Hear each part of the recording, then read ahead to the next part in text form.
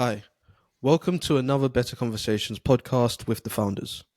We are just here to have conversations on the everyday things we see and apply our youthful wisdom to share our thoughts.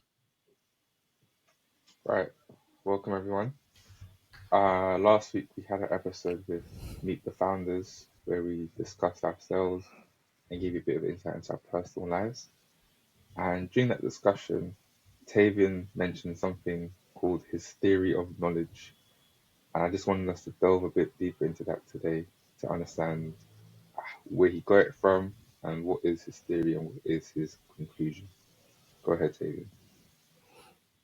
Yeah, so it's definitely an interesting one, and I think it's really sprung from something that I've seen in the mainstream around sort of people leading towards thought which sort of says university not really being worth it, or you don't need to go to university um for most things. And I know that we're going to delve into that a little bit more, but that's really where my train of thought sort of started coming from.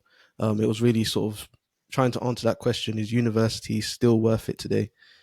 And Plato, in the Republic. So Plato was a Greek philosopher, and the Republic is one of his great pieces of work.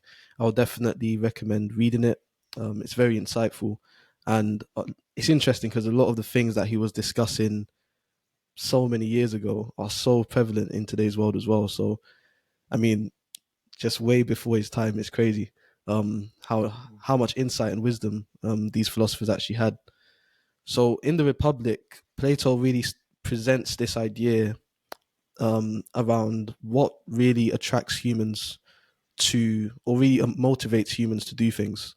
And for Plato, he argued that it was beauty.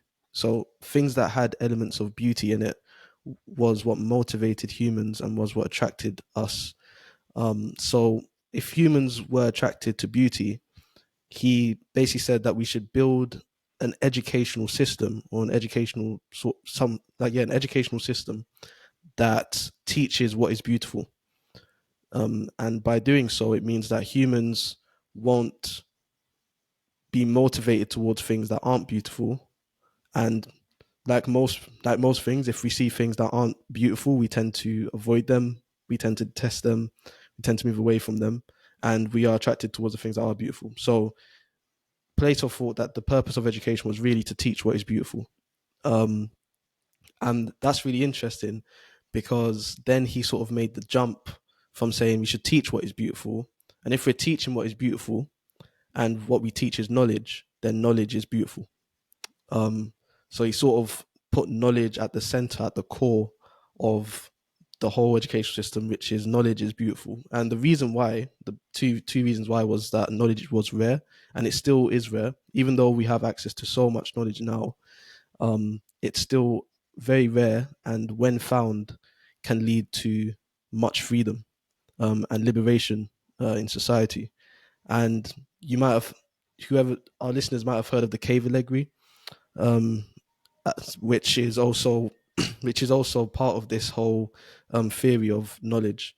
And Plato is basically discussing and saying, um, he's basically trying to create a picture of what society looks like without knowledge and the absence of knowledge, and what it tries to do to individuals who are trying to explore knowledge. And if you haven't heard of the cave allegory, I can sort of break it down for you very quickly. So what you have is people in a cave, and there's a light that's being I'll repeat that. So what you have is people in a cave, and there's a light being shone sort of behind them, so they can see their shadow in front of them. Um, and for the people in the cave, they're in chains, and they don't know anything better than just the shadows. So they actually believe that the shadows are real. They don't believe that it's um, depictions of actually themselves, basically. And he says that someone comes into the cave every day, and they basically make what they call like patterns, what they call shadow patterns, basically with their hands. Um, yeah. Yeah, yeah. So they might make like a bird, or they might make a car, or whatever it is. And the people believe that the shadow is the real thing. It's not. someone behind it. And Plato then says, let's take that same situation and let's unchain one prisoner. So one prisoner is able to go out, and that one prisoner goes out of the cave and he sees all of the things that have been shadows on the wall. So he sees a bird, he sees a tree, he sees all these things in real life.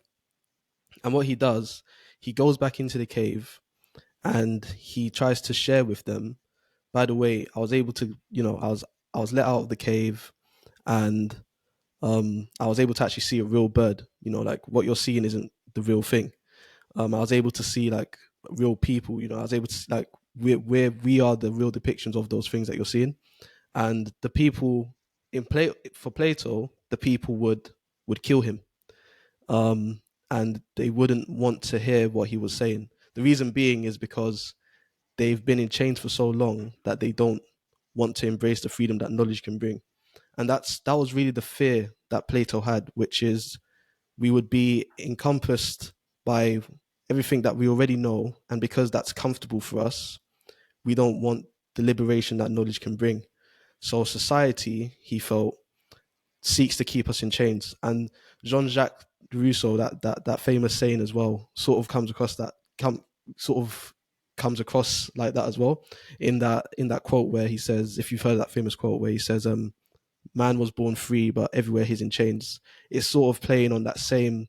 It's sort of playing on that same idea that even though even though we are free to liberate ourselves with knowledge and actually learn more, because we want to maybe stay stuck inside of our comfort zone or stay in a system that helps us just, I don't know, gratify ourselves, we ultimately hate those who try to bring new knowledge or or try to bring truth to our situation. So that that whole thing is really, for me, the theory of knowledge was around basically me saying knowledge is beautiful, and actually society at all capacities should be trying to run towards it rather than trying to limit themselves from that knowledge. And university for me is an institution that still stands as something that does that. So that's Are you that's that's are you basically it saying in a nutshell. so you took what you learnt from Plato and you're basically Mm, applying it to the modern world and our yeah. university system and school system? Sorry, say that. Sorry. So you took what you learnt from Plato and Yep. you're applying it to our university system and our school systems today. Yeah, and for me, the institutions that stand today that still are seeking and are really at the forefront of giving us that freedom of knowledge and liberating us through that knowledge is institutions that dedicate themselves to research, trying to explore new things. And for me, that's universities. Um, Not so much, I guess, school. School has a different in Plato's book, The Republic, and also in society as well. We still see school as really trying to establish the basic things to that humans need to really be just civil and civil humans, really. So teaching the basic things that we need to basically govern ourselves and govern our lives. Um, and once again, I guess if we are to put Plato's picture in that, we can see that school, in some sense, is teaching us what is beautiful, or trying to do that. And university, I think, is taking it a step further, is trying to encourage us to actually leap into a subject in depth and really try and humble us by showing us how much we actually don't know. And at the end of most degrees, you have to do a dissertation where you actually try to contribute to that field of research. So you actually try and explore something that hasn't been explored before. So you're really actually taking part in that practice of knowledge and trying to explore something yourself and trying to give back to society in some way. So just to add on to that theory as well, which is something else that I heard, which is there's the knowns which we generally operate in.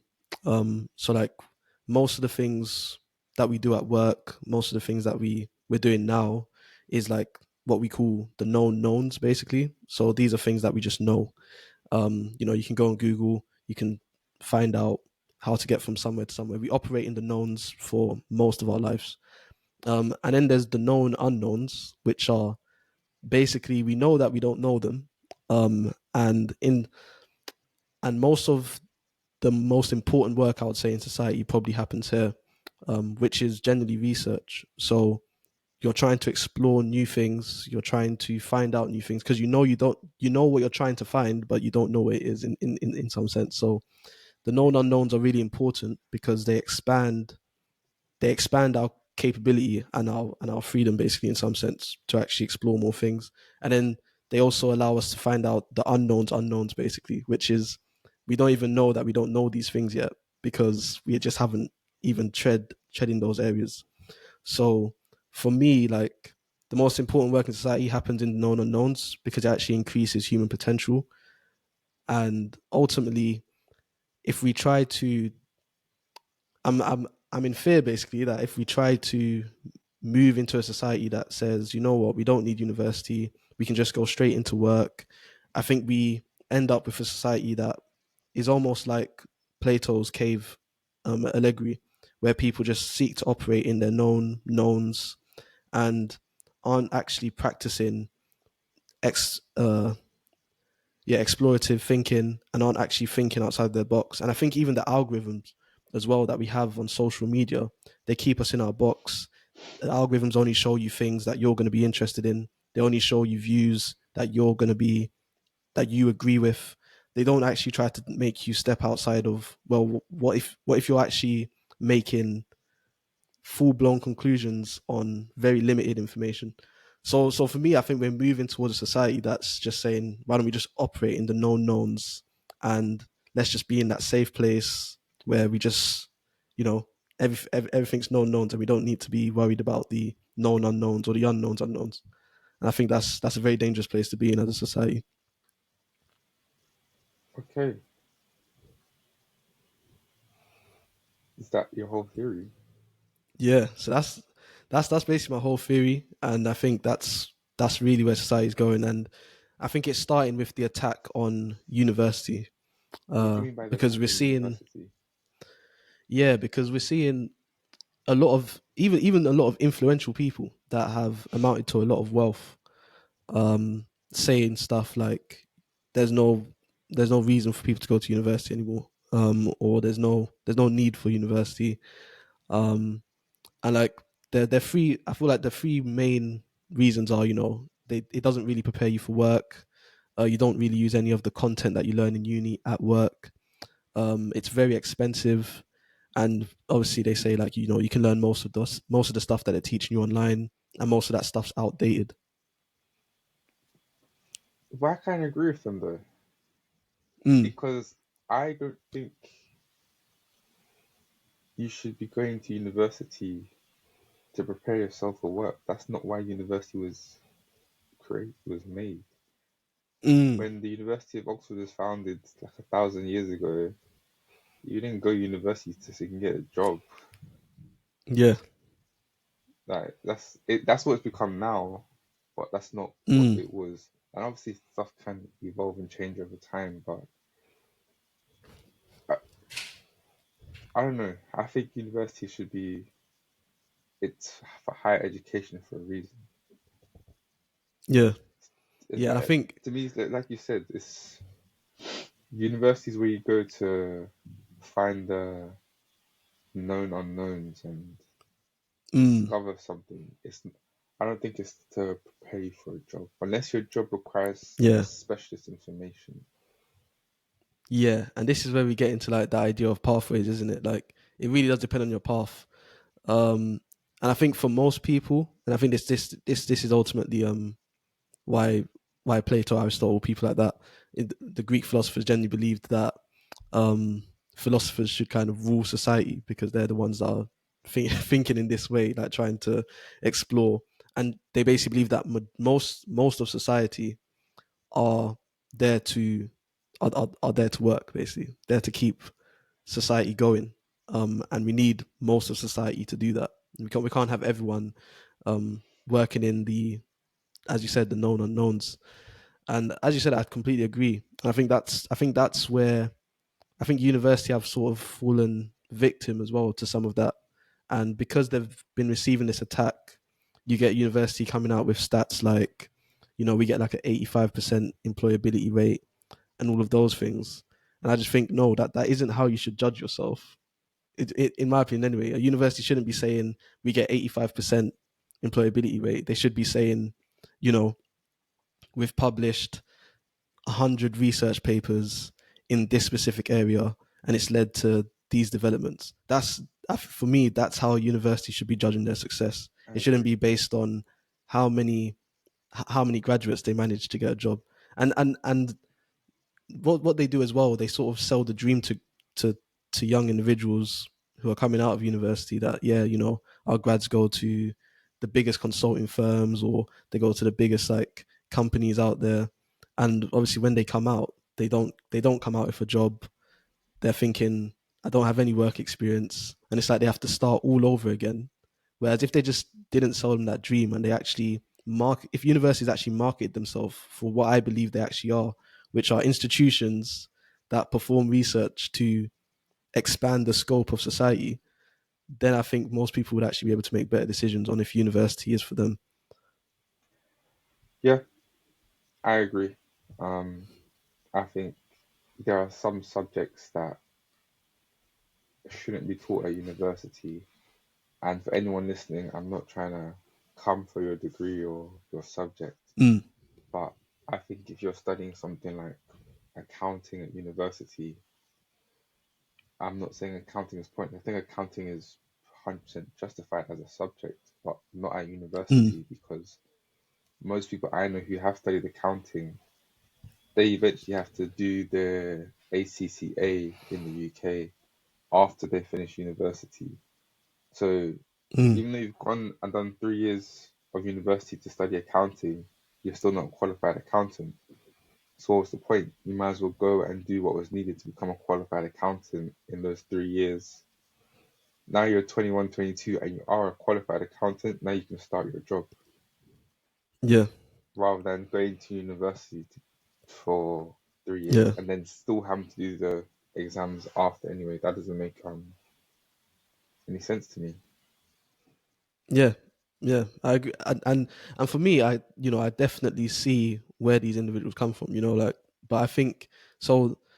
When I say attacks on university, I don't think in they I feel like they're invalid because I think the purpose of the educational institution, university, has sort of been a little bit um has basically drifted away from its original purpose.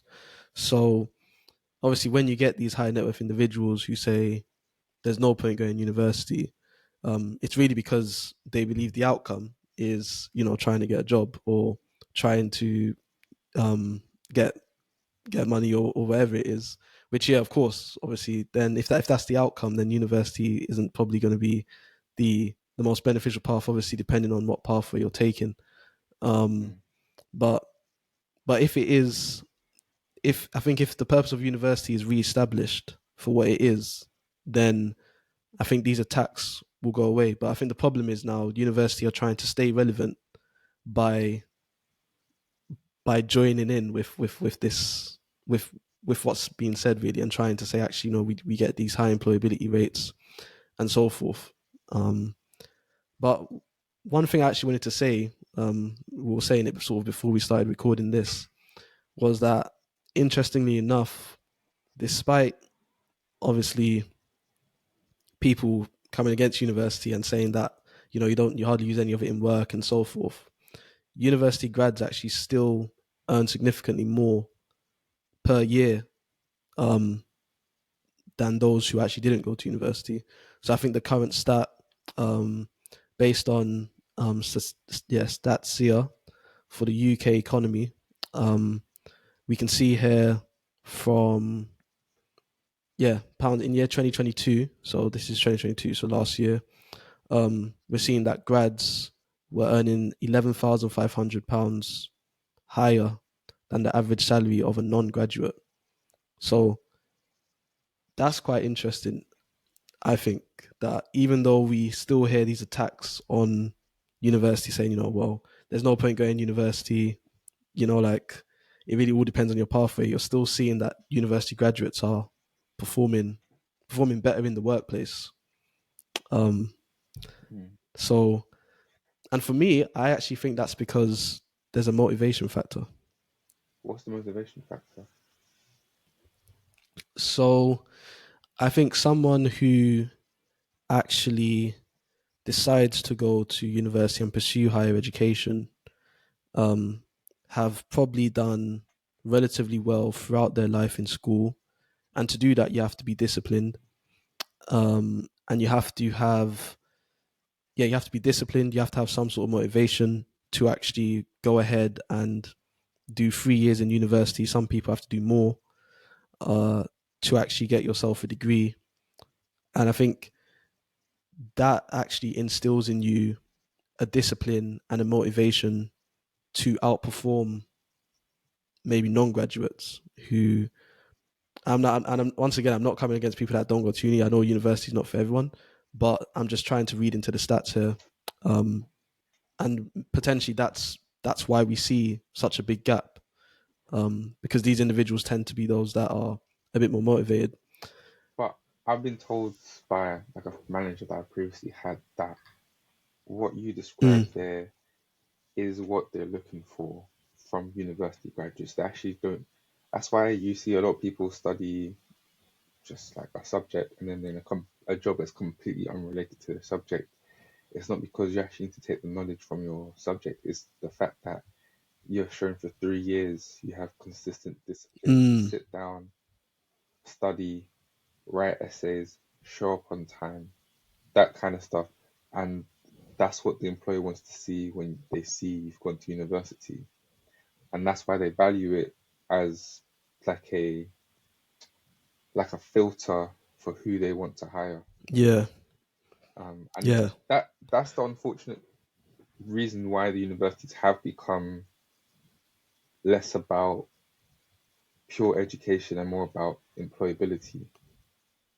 mm, Yeah, that is why, because the employers can see the value of having someone who is a university graduate because they have that discipline that they're talking about.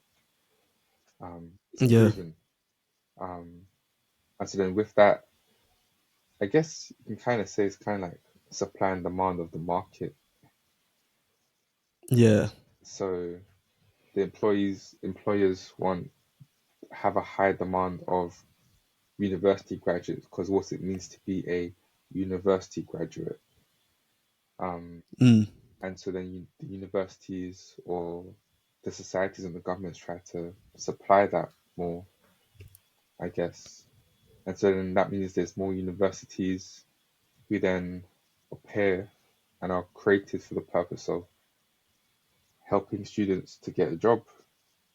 We are going to yeah, teach you, but we're going to teach you to get a job, not teach you for the sake of teaching you. mm, yeah. And that's really interesting, and it actually links back to during COVID-19 actually, when all the grades basically became predicted grades, and basically like the UK achieved some of the highest A levels it ever achieved in history.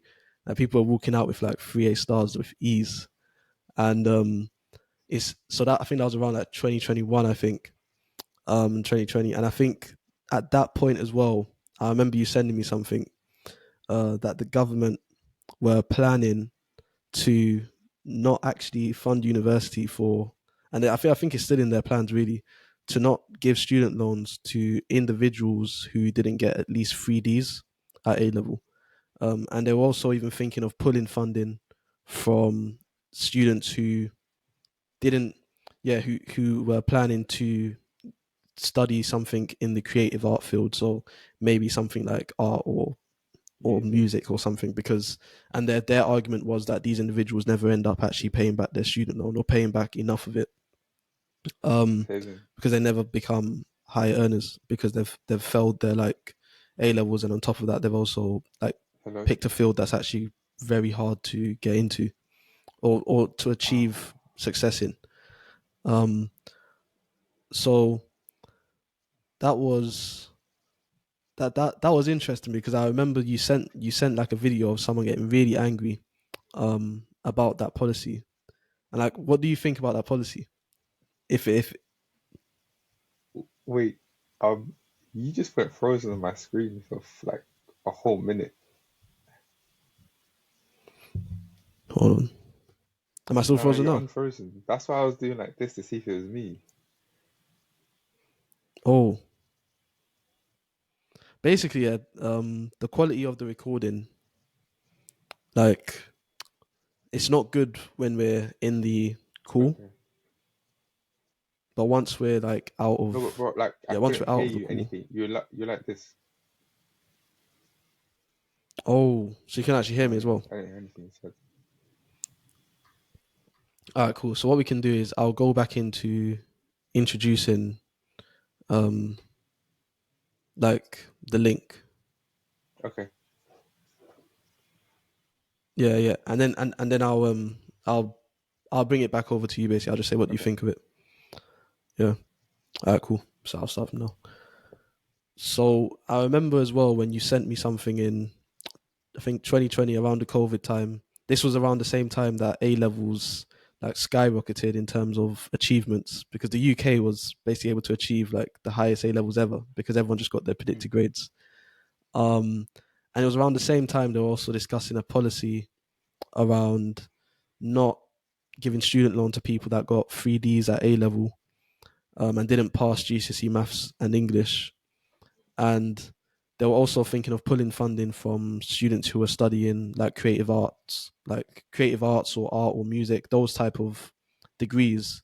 Um, that also failed their A levels because they most of them don't tend to end up paying back a substantial enough, I guess, back from their student loan.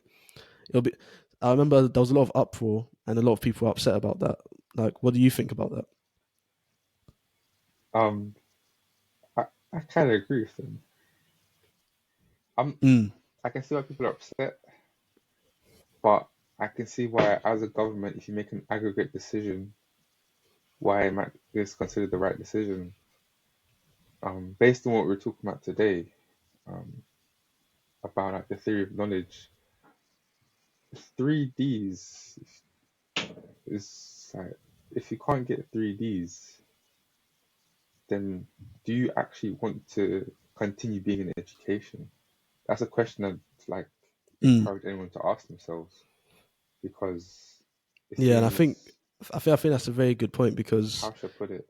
as you said there, like Yeah, if you couldn't get if you're not 3Ds, actually why achieving a would you? My pass, question to someone, then if you as can't you get said, do you 3Ds, why actually would you want want to to continue continue being in learning in education? higher education? There are other Because pathways 3Ds that you could says take to me you to probably don't enjoy still get a job. studying. And I think it still goes back to So why would you want that to put whole yourself through further university kind of studies opening and up their writing scope to essays and allow preparing for, for exams again I for guess, three these years, type of where that's your main thing you're fields, doing? and again, just trying to basically pull in as many students as possible, which I think again is kind of the university operating like a business in some sense, trying to pull in as many students as possible, and I think it would stop that in some sense.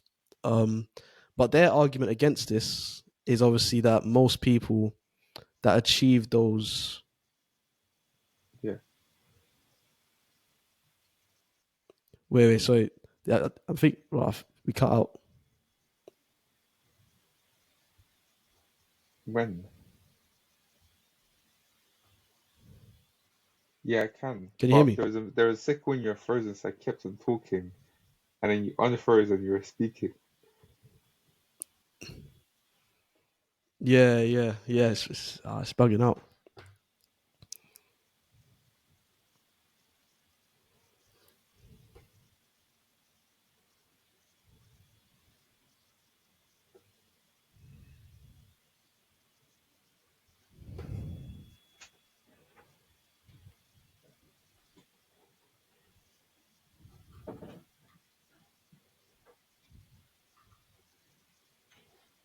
You can go again from when I said. Did you hear what I said? What I thought about the 3Ds? No, no, Okay, no, no. Actually, I did hear that. I did.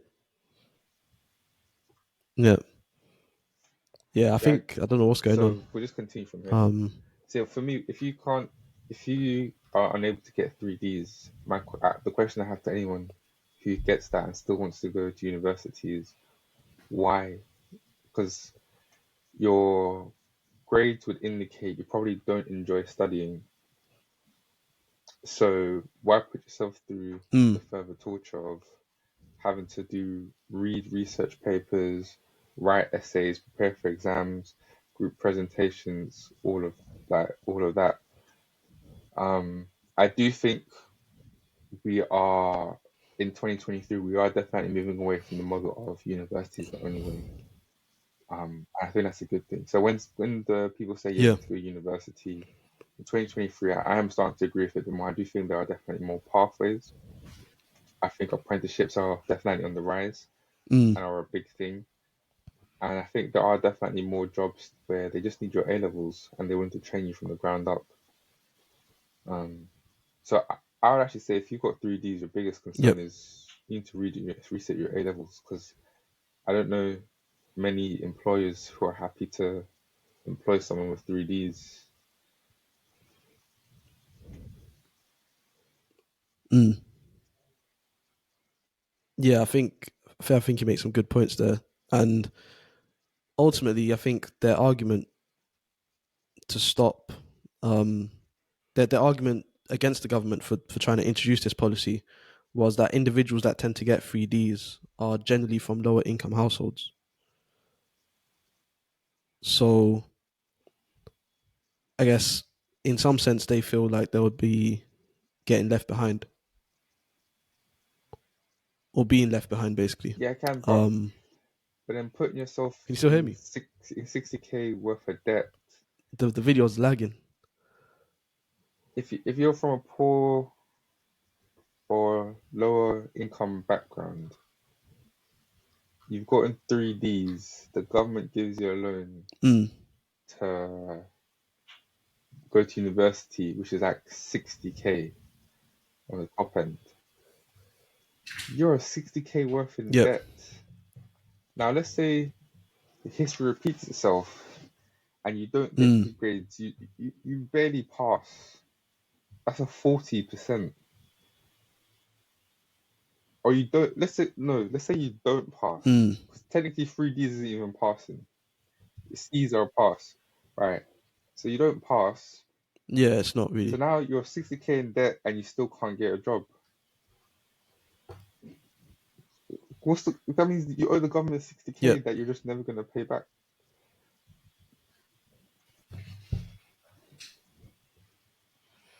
Yeah. Yeah. And I think this is the I guess for them they didn't believe that knowledge should discriminate, or the ability to access education.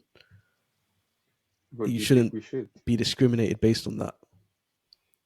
Um, and to be honest, if we go off Plato, like just to bring back Plato, I guess to bring him back into this, I think the answer is yes. Not in the sense that once again the known knowns should not be discriminated. And the whole reason for universities share their knowledge openly. That's the whole idea. And the general public has access to tons and tons of research papers if they want to dig into them. So once again, it shouldn't discriminate in the sense that we shouldn't discriminate the access to that knowledge. I don't believe we should. But if someone has shown a track record of not wanting to learn, obviously, if you failed your GCSEs and you failed your A levels, you've kind of got a track record there where you're probably not as committed to learning, not as committed to actually furthering knowledge and maybe moving it, trying to actually explore the known unknowns in a way that, um, in a committed and motivated way that you need to be to actually go to university and to actually do those things in the first place, then I think the access to do that should be discriminated because you would expect that people in those type of institutions have a certain level of education and a certain level of motivation to do what they're doing, and it's what companies do anyway. they discriminate access to their companies. They don't discriminate based on the actual individual, but they do discriminate the access to their company based on the person's CV, their work experience, their knowledge. All of those things come into play. So I think I think educational institutions should be allowed to discriminate access to their institutions if individuals are not willing And to abide or stand for based on what they what you stand for. said about Plato, that we need to teach what is beautiful and knowledge is beauty, how would you recommend that we do that? Mm.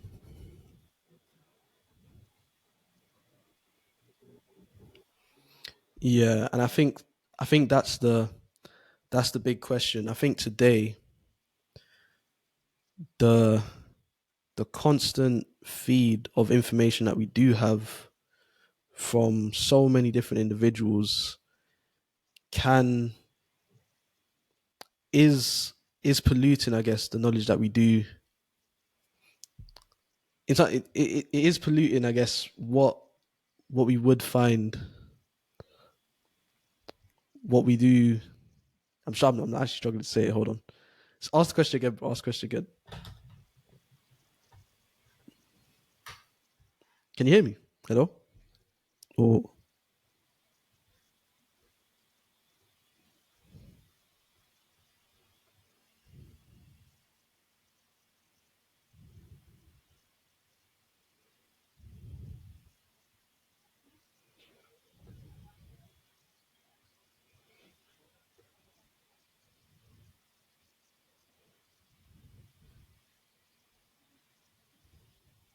Yeah,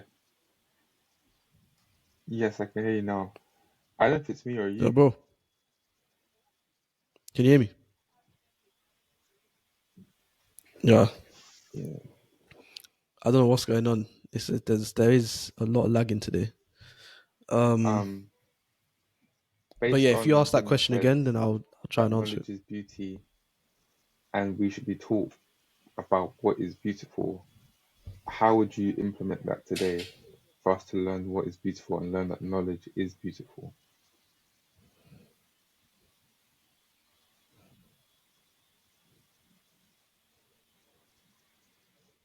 I think today, I think knowledge has become very accessible, which is good, and I think it's definitely led to the liberation of society. It's led to so much technology. It's led to a lot of wealth as well, and I think that's a good thing. So, as I said, the access to knowledge should be open. Um, but I think as we've expanded the knowledge that we do have, I think we've also somewhat undervalued it. Because we can just literally type in Google, you know, how to get here, like almost like reading a map isn't valuable anymore.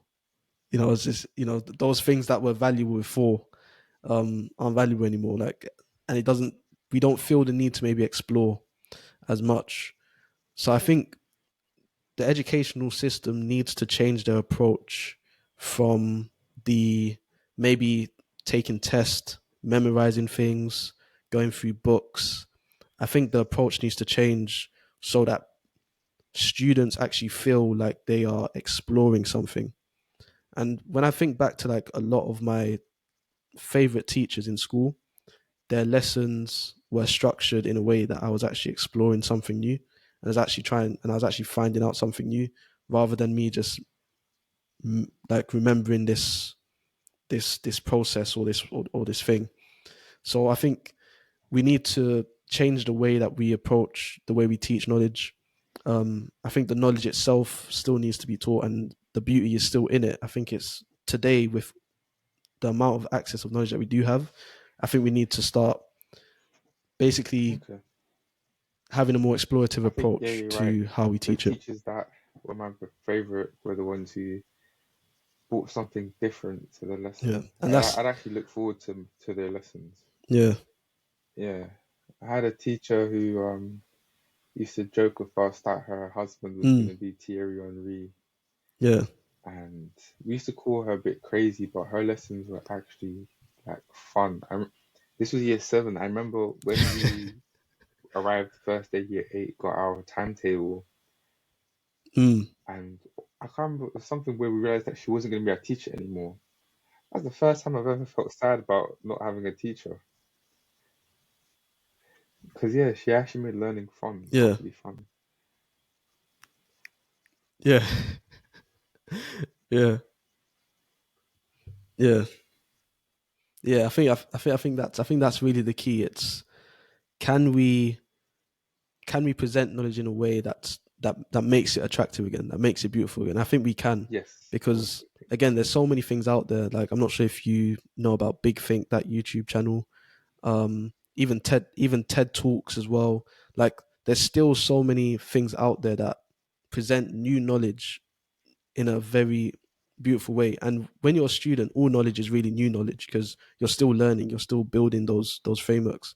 So I think if we can start teaching it in a way where it's explorative and it's engaging, then I think more people will actually start to see, actually, hold on, maybe I do want to contribute to this.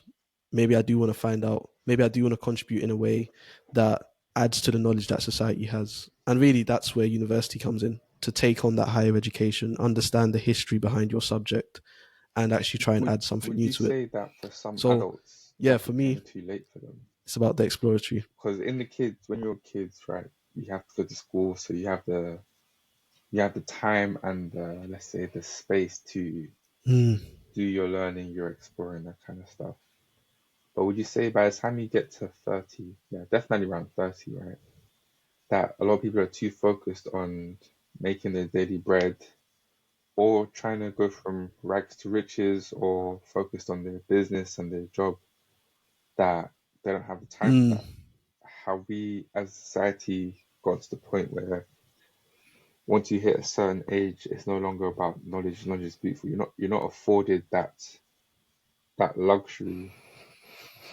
You now have to focus on what is beautiful is a beautiful yeah, lifestyle.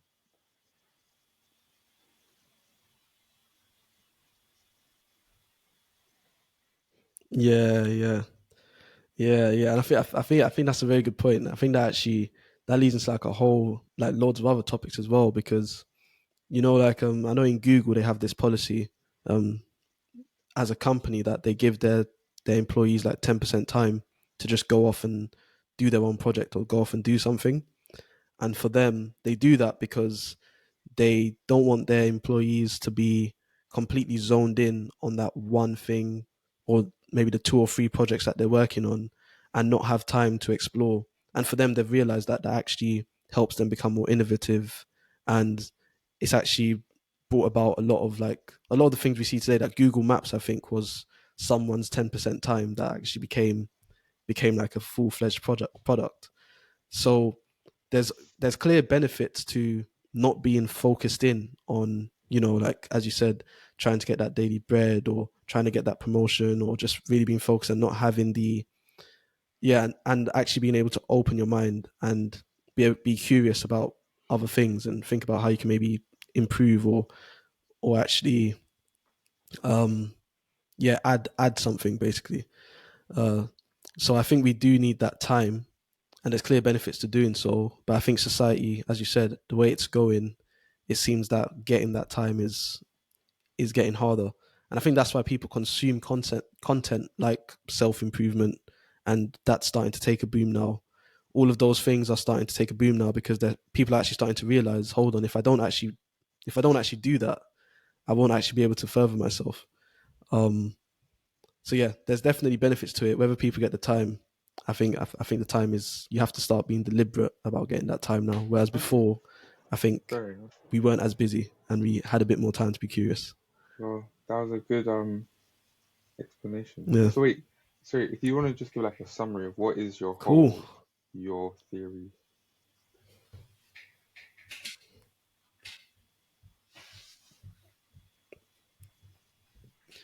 Yeah. So I guess if I summarize it, because we've had like quite a long open conversation about it. Um, for me, I think there's a few things that need to change. The first one being that I think universities need to market themselves as institutions that further the knowledge of society, not institutions that get people jobs. Because if they market themselves like that, then I think yeah, it's going to lead to their downfall. And we're seeing that students are starting to come out of uni and start to say, my uni didn't help me at all. We're seeing some of some of the people that have a lot of influence on social media just tell students don't go uni. It's not going to pay you for anything. So I think universities need to market themselves in a way that says, look, we're actually institutions that add to the knowledge of society, and that's where our value is. Um, I think the second thing is that we probably need to think about how we present knowledge in a sea of knowledge. You know, no one bit of knowledge is valued significantly higher than the other. So we need to start thinking about our approach to the way we teach knowledge. And I think we need to make it more engaging by taking students through a journey of exploration rather than through a set of curriculums. And I think I think we could change that whole process around school, and that's a whole other thing that I could get into as well, especially as someone who wants to go into like go into education and be a professor. I think the way I want to present my subjects is definitely in a more explorative way. And I think finally, I think education needs to still believe that what they do is beautiful, and actually teaching kids from students all the way up to PhD level, that they still need to stay on that premise that knowledge is beautiful, and every bit of knowledge that we can get that adds to human human flourishing is a key building brick to future civilization, future society. So for me, that's really summing it all up, that the theory of knowledge is really saying knowledge is beautiful, we should want it more, and we should build a society that seeks to pursue it or add to it.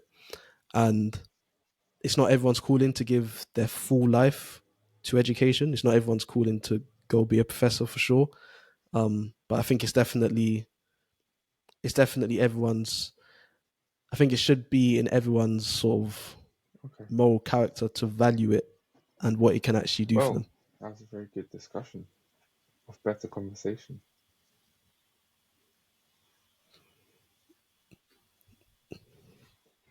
Yeah, yeah. I think that was a good one. Yeah. So thanks for listening. We'll be back next week for another conversation, another topic, and go back and listen to our first episode, meet us the founders, and also, yeah, let us know what you thought of the conversation. Leave comments, give us Thank you very much. likes, shares, all of those things. It just helps our YouTube channel grow. Thanks.